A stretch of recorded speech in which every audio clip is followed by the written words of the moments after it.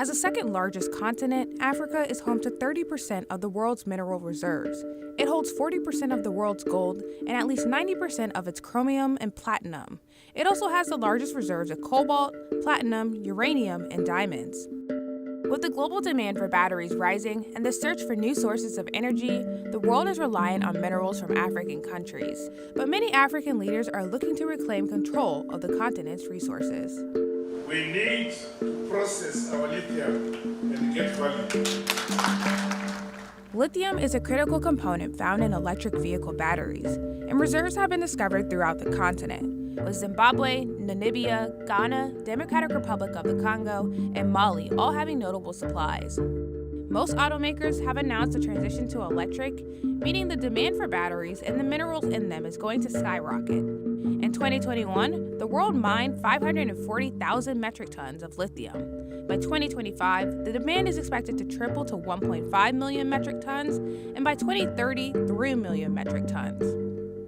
Zimbabwe has been mining lithium for 60 years, and the government estimates that its Chinese-owned Bikita mine, located 300 kilometers south of the capital, Harare, has about 11 million metric tons of lithium resources alone. Mining in Zimbabwe is very politicized, it's very securitized, and sometimes it's militarized.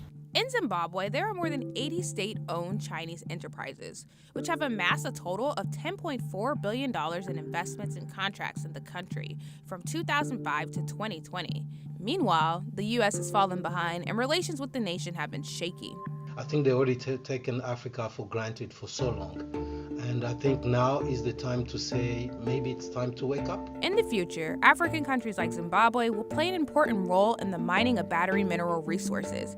In 2020, Zimbabwe was the sixth largest producer of lithium, and the country is expected to become one of the world's largest lithium exporters. CNBC explores Zimbabwe's mining sector to find out why China has a stronghold on the country and why it matters to the U.S. Whoever comes to invest in the country must be told that, number one, you have come to Zimbabwe, respect the Zimbabwean people. The world is changing and we need to get there. With or without us, Africa will move forward. Africa has other options. Zimbabwe is rising step by step, brick by brick, and stone upon stone. No one can stop that movement. Zimbabwe is home to over 60 different minerals, including all 5 of the critical minerals needed to build electric vehicle batteries: lithium, cobalt, manganese, nickel, and graphite. Minerals play an important role in the economic growth of Zimbabwe, accounting for 60% of the country's total exports, with the mining sector contributing to 11% of the national GDP. In 2023, it's expected to grow by 6% and is valued at $12 billion. Mining has played a critical role in terms of sustaining growth in the economy, and we've seen a lot of investments within the mining sector over the past few years. For us to realize the full potential from the mining sector, it means we have to move up the value chain. Zimbabwe primarily mines gold, platinum, and diamonds, but lithium prices have skyrocketed. The price in May of 2022 was 7 times higher than the price at the start of 2021. Zimbabwe is looking to capitalize off this increase, and the country could potentially meet 20% of the world's demand for lithium once it fully exploits its known resources. Lithium has been discovered in many parts of the country close to the surface. The villagers have been mining that lithium and selling to merchants, and that helps in alleviating rural poverty.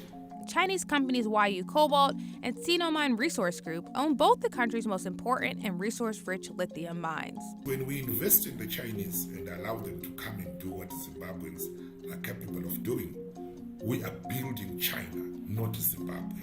Zimbabweans are saying, leave room for the Zimbabwean people where the Zimbabweans are able to mine and invest in the local economy. CNBC reached out to the Chinese embassy in Zimbabwe, which declined to comment on this statement. The strategy of most of the new investors in the lithium mining industry is to go towards mining battery-grade lithium.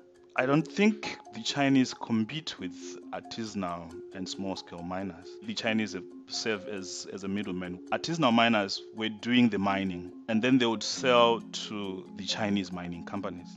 So there was some kind of a relationship, a working relationship. Artisanal mining, or small-scale mining, plays a critical role in the livelihood of over 1 million Zimbabweans.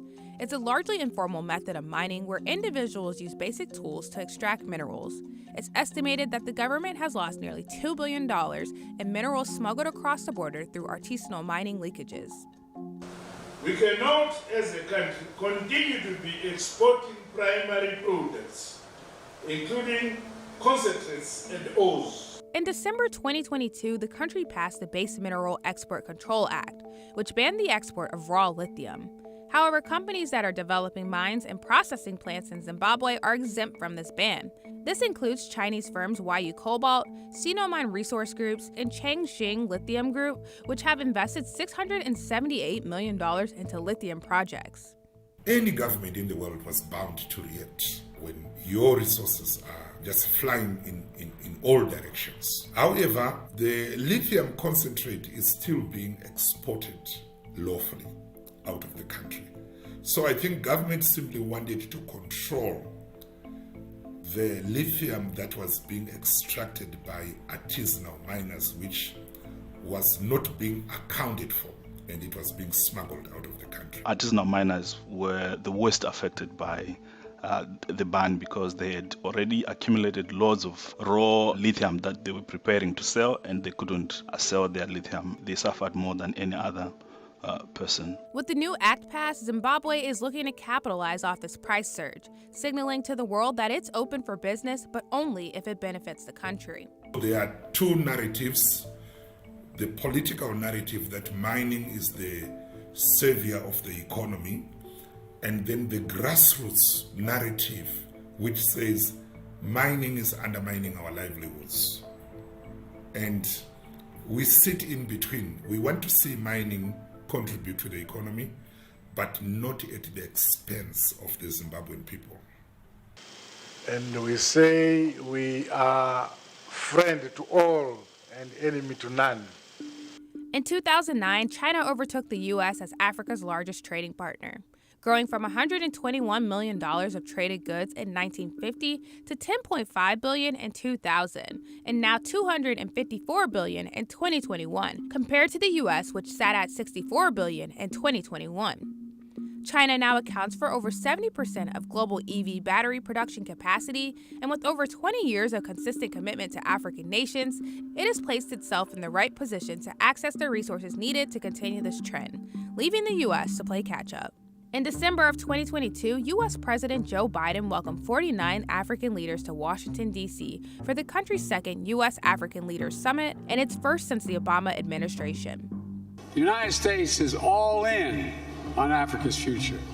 This summit was a critical step needed to reestablish U.S.-African relations, which were rocky in the previous administration. It took 8 years to hold this summit. This came as a reset in relationship between the United States and African countries. It also was an important moment for the U.S. to signal to Africans that they take Africa seriously. Zimbabwe will use the meeting to re-engage the United States of America. We hope the USA will be forthcoming. However, noticeably missing from the summit was Zimbabwe's president, Emmerson Mnangagwa, who was not invited and has been under U.S. travel sanctions brought on by allegations of corruption and human rights abuses since 2002. In his place, Foreign Affairs Minister Frederick Shava attended. That itself, the fact that he came, is also still a signal that the U.S. is interested in keeping the door open with Zimbabwe. While the U.S. pledged its commitment to Africa, the reality is tensions have been building for a long time. The U.S. has been under pressure from the African Union and the Southern African Development Community to lift sanctions against Zimbabwe. These sanctions were enacted after then Zimbabwe President Robert Mugabe launched a controversial program in 2000 that redistributed land from Zimbabwe's white minority population to its indigenous black population. The U.S. came to the summit with a trust deficit. America has not been consistent in the way that it engages with Africa. The problem is America tends to go through European former colonial powers to engage Africa. That is problematic because these countries are sovereign, independent countries. Following the sanctions, many Western governments pulled aid, and companies like Anglo American, which owns Zim Alloys, one of the country's largest producers of chrome, sold its stake, leaving room for outside investors. Plus, the country still faces hurdles when it comes to doing business. Zimbabwe currently has the world's highest inflation rate, peaking at 283% in 2022, and lending rates can be as high as 45%. Western investors have been a bit more skeptical when it comes to investing in an environment like Zimbabwe, where there are a lot of risks.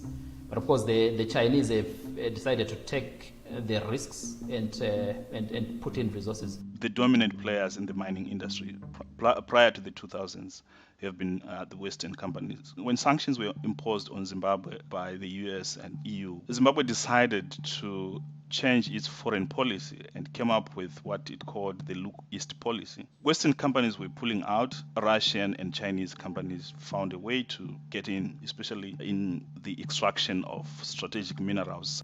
The Chinese have a long-standing history with Zimbabwe and were one of the first countries to recognize Zimbabwe diplomatically when it gained independence in 1980. The Chinese have played for keeps. They showed up in Africa in the 50s during the independence movement and stuck with those countries regardless of where the country stands on the political spectrum. The United States, our relationship is not always permanent, and the Chinese are just consistent in that way. If you leave and you try to come back 10 years later, where that void that you left will be filled by somebody else. So it's important that we be consistent. And many of Zimbabwe's mines are Chinese-owned, including the Bikita mine, which is the largest lithium mine in the country, and the Arcadia mine, which is considered to be one of the world's biggest hard rock lithium resources. Zimbabweans are capable of mining lithium that is close to the surface. They can do that. But the Chinese have been competing with the Zimbabweans, even in areas where Zimbabweans can do it. The same happened with diamond mining. Zimbabweans discovered the diamonds. They started mining, the government sent the military, and they brought in the Chinese. So there is this feeling among Zimbabweans that the government is preferring the Chinese over its own citizens. Chinese investments are pouring into Zimbabwe. In 2022, Chinese mining companies Tsingshan, China Non-Ferrous, and Yu Cobalt invested nearly $1.5 billion into Zimbabwe. In the same year, Sino Mine Resource Group announced its plan to expand its current production at the Bikita mineral mine by investing $200 million into building a new lithium plant. Some of the Chinese companies that are mining in Zimbabwe, they're buying companies that already exist, that were owned by, say, Australian companies or American companies, and they're taking over from these old mining companies. While the government is signing deals with Chinese investors, Zimbabweans aren't naive to the issues that come with accepting Chinese money. The negotiations of the contracts are done in secret. Often, the national interest is lost in that secret negotiation. The first thing we need to do is to be transparent. We don't know the kind of concessions that African countries are actually giving out to the Chinese. I think there's been a lot of opacity around Chinese investments on the African continent. It's clear that the resources belong to Zimbabwe, not the West nor the East. But how can Zimbabwe exploit its full potential? Magu proposes an OPEC-like cartel where mineral-rich countries band together to regulate the price and extraction of minerals such as lithium. Zimbabwe produces minerals. We need to control the prices of our minerals. We need to control the marketing of our minerals. We also need to engage other countries, even forming cartels. We need to identify which other countries produce lithium in the world. Let's form a cartel so that we can control the global prices of lithium. The idea itself is not far-fetched. It all depends on how it's structured and who comes into that circle. If the DRC, Zambia, Chile, Indonesia, the United States, Peru, and Canada were to form a cartel, it gives them power, right? The power of start talking in one voice with these developed nations that have clout on the international stage. If, however, it's presented as us versus them type of thing, then it can create a lot of animosity so to speak, between the Great North and the rich and the poor and so on. One of Zimbabwe's biggest challenges to reaching its full potential seem to be its politics and the narratives that surround it. The narrative on Africa is still a narrative that dates from the 15th century. So that lens then through which you look at Africa is murky. You don't see value, you don't see return for your money, you see all the risks, but not the upside. That needs to be changed. So since colonial times, mining has always played a significant role in Zimbabwe's economy. Zimbabwe has not been able to leverage the kind of mineral resources that it has. I know in terms of when people talk about mineral riches in Africa, they talk about South Africa, Ghana, and DRC, but Zimbabwe has loads of minerals. There is massive potential for the country to really generate hundreds of billions from its remaining mineral endowment. The elephant in the living room is corruption, nepotism, politicization, securitization, and militarization of our natural resources. But I think if the government appoints the right people into the right positions and create the conducive environment for professionalism to thrive in the sector, I'm very certain that Zimbabwe has the capacity to maximize the potential from its minerals.